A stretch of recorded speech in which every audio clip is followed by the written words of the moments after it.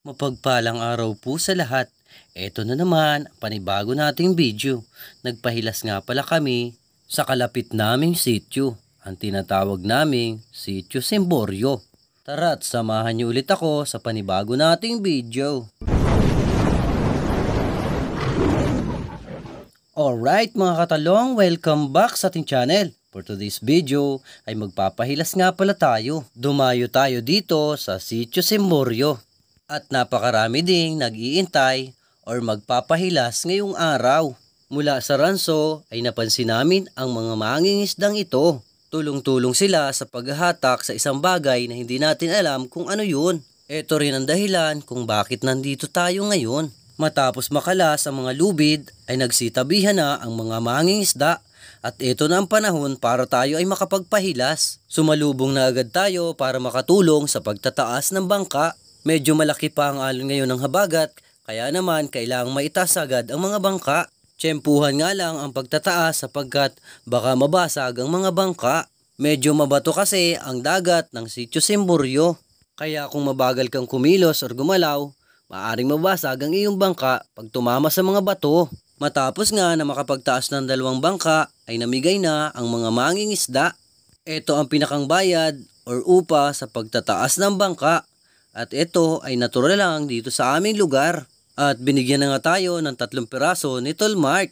Matapos ito ay dumating naman ang aking atid at agad natin siyang tinulungan. Tiyempuhan lang ang pagtabi nila ngayon dahil medyo malakas ang along habagat. After nating maitaas ang kanyang bangka ay agad namigay si Atid Kano. Ito ang reward or bayad sa mga taong tumutulong sa pagtataas ng mga bangka. At grabe mga idol, napakarami pala ng kanyang huli.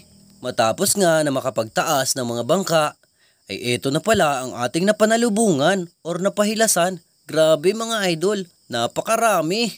At bukod sa atin, ay eto naman ang napahilasan ni Angkol.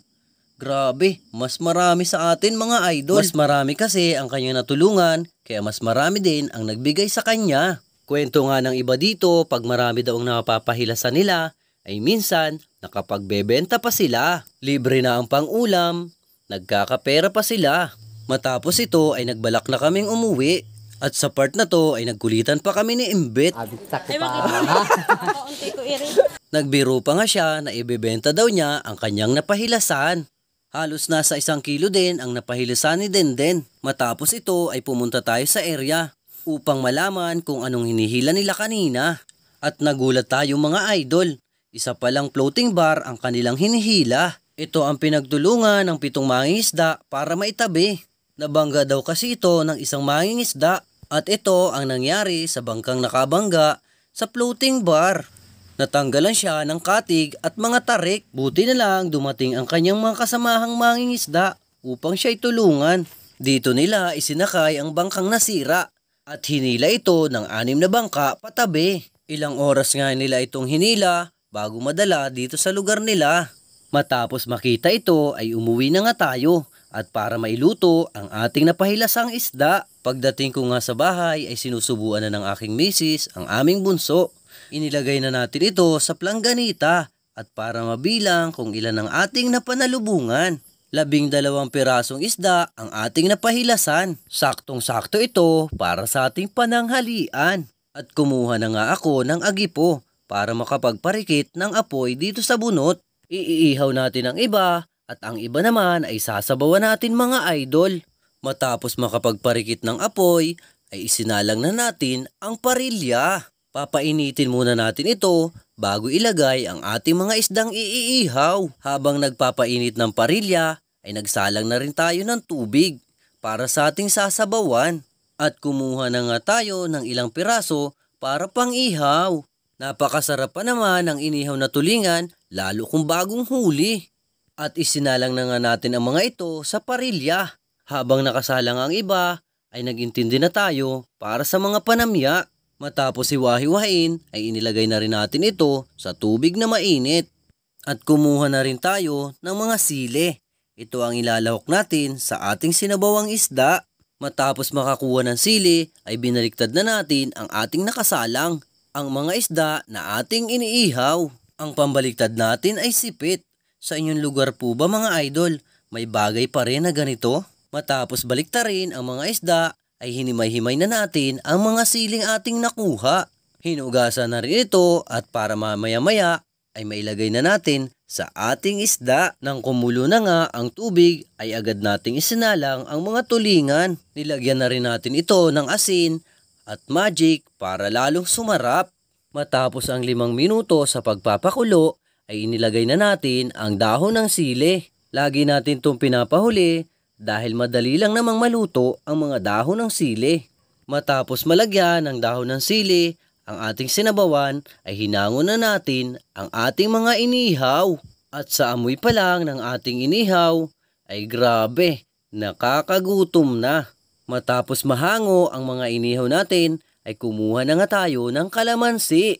Ito ang ilalahok natin para sa ating sausawan. Matapos makakuha ng kalamansi ay dinala na natin ang ating inihaw papunta sa mesa. Napakaganda na naman ng ating pagkakaluto at siguradong mapaparami na naman tayo nito ng kain. Tayang-tang na naman kasi ang pagkakaluto natin. Matapos mahango ang mga inihaw ay nagsandok na nga tayo. Hinango na rin natin ang ating sinabawan at para makapag-start na tayo sa pananghalian.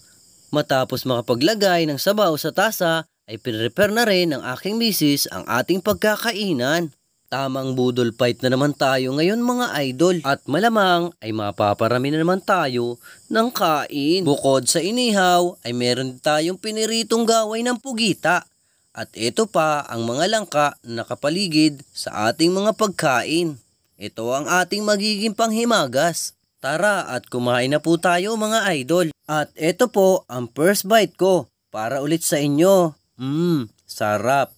Kain po tayo mga katalong. At dahil sa sarap ng inihaw ay napasunod-sunod tayo ng subo. Sobrang sarap talaga ng inihaw na tulingan. Manamis-namis ang kanyang laman. At sa part na to ay halos hindi na tayo makahinga dahil sa sarap ng ating pagkain. Kain po tayo mga katalong. Matapos matikman ang inihaw ay humigop naman tayo ng mainit na sabaw. At talaga namang napakalinamnam ng fresh na tulingan. Tamang sunod-sunod nga ang ating higop dahil sa manamis-namis na lasa ng sabaw ng ating tulingan. Matapos ito ay kinain na natin ang ating panghimagas na langka. At grabe mga idol, napakatamis ng langka. At ito po ang ating latest video. Salamat sa panonood, salamat sa suporta. Ingat palagi. God bless!